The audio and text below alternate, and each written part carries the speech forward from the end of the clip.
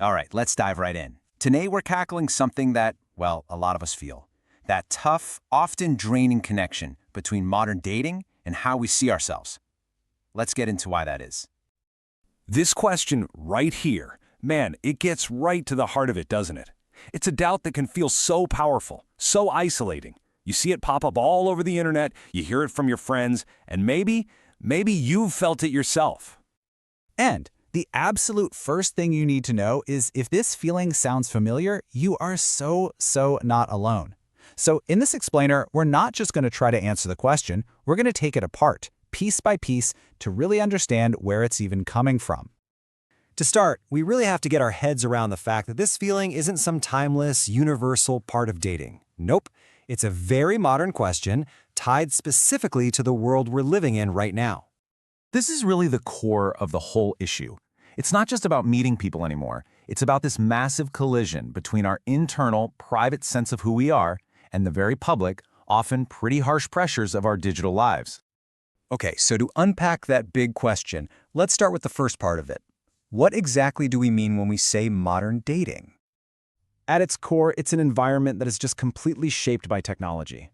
We're talking about dating apps, social media, all of it. And it's created a whole new set of rules for how we interact, how we connect, and how we present ourselves to the world. Now, here's where it gets really interesting. Look at the kind of pressure this environment creates. It's not just an emphasis on visuals. It's a culture of split-second judgments. It's not just having more options. It's that psychological trap called the paradox of choice, where having endless options kind of makes each one feel less meaningful. Then there's this weird pressure to market ourselves like we're a product. And ultimately, the whole thing gamifies human connection, boiling our worth down to numbers, like matches and likes. All right, now for the second half of that question, the attractive enough part. Let's dig into what's really behind that nagging internal feeling. Okay, this is so crucial. This feeling, it's not a fact, it's a feeling. It's a subjective judgment we make about ourselves, where we're constantly measuring our own worth against some vague, shifting standard of what we think we're supposed to be. You can really see the difference here, side by side. On the left, you've got your self-perception. That's an internal, emotional state. It can change day to day, honestly, like the weather. But that standard we're all chasing on the right, we treat it like it's some static, external fact that's always just out of reach. But the key thing to remember, the most important part, is that our self-perception, that's something we actually have the power to reframe. Okay, so we have these two separate concepts, the whole environment of modern dating and that internal feeling of not being enough. Now let's look at the exact point where these two things crash right into each other. This is such a powerful way to put it. The platforms we use, they're not just neutral tools for meeting someone. They actively change how we look at ourselves. They often force us into this state of constant self-evaluation and, yes, scrutiny. And here's pretty much how that happens. First, the platforms turn dating into a very public, very competitive arena. It's like a marketplace of profiles.